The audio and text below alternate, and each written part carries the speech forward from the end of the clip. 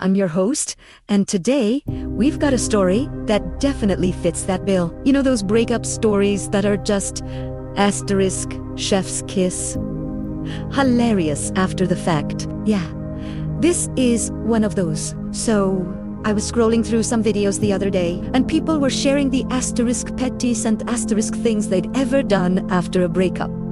And it got me thinking, I'm not usually the petty type. Honestly, when relationships end, for me, it's typically on good terms. No drama, no bitterness, just mutual understanding and moving forward. But then, this one memory popped into my head, and I thought, okay, this one's special. This happened back when I was just getting out of the military and actually getting out of a marriage too. It was a really transitional time. And my therapist at the time gave me some homework. She said, you need to put yourself back out there. Start living again, experiencing new things. And part of that assignment, joining a dating app. Now, she gave me some genuinely fantastic advice for setting up my profile.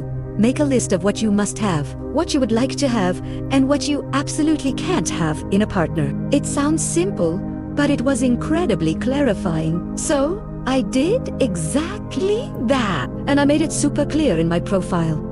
I wasn't out there hunting for a husband or anything serious. My focus was just to meet interesting people, keep things casual, and truly just take life one step at a time. I was in a place of healing and rediscovery, not intense commitment, and then came Judas.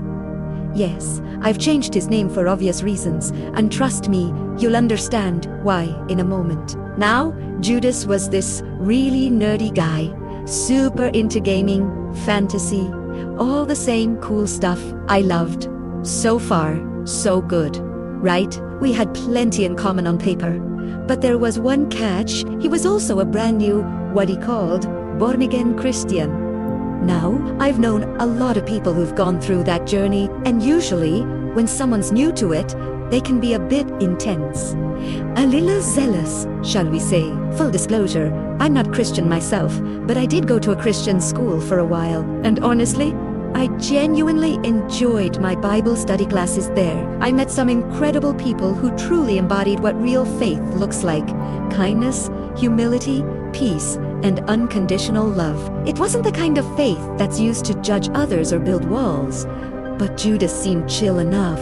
And hey, it wasn't serious anyway, just two people hanging out, exploring a connection. So, I thought, why not? What's the harm in getting to know someone new?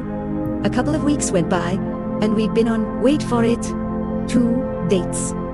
That's right, just 2. And then Judas decided to break up with me via text message. Now, I was totally fine with it.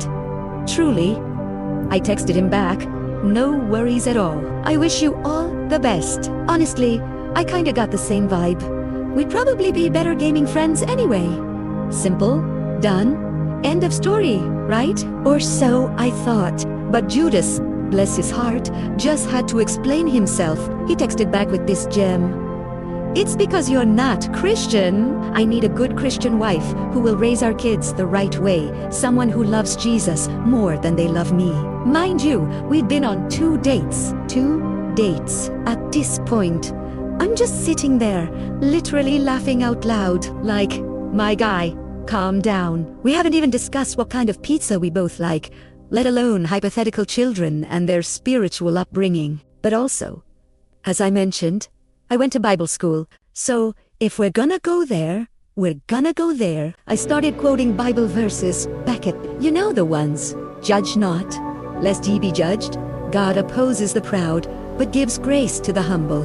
And my personal favorite, not everyone who says to me, Lord, Lord, will enter the kingdom of heaven. I spaced them out, one text at a time, letting each one land. And after a few of those, I sent him something of my own. Something I genuinely felt. I said, you've known Christ for a month and a half.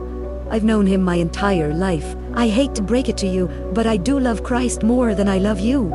And that was that. I wished him well again, and told him to actually read the Bible before using it as a filter for his dating life. I never heard from Judas again. Honestly, looking back, it's genuinely funny now. At the time, I was just a little tired of people acting holy while completely missing the whole point of faith, which, to me, is kindness, humility, and love. And maybe that's the real lesson here, right?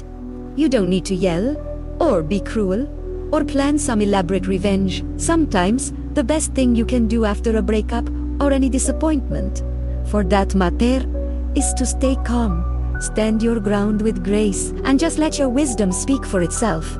Because the truth is, people like Judas will come and go, but your peace, that's yours to keep.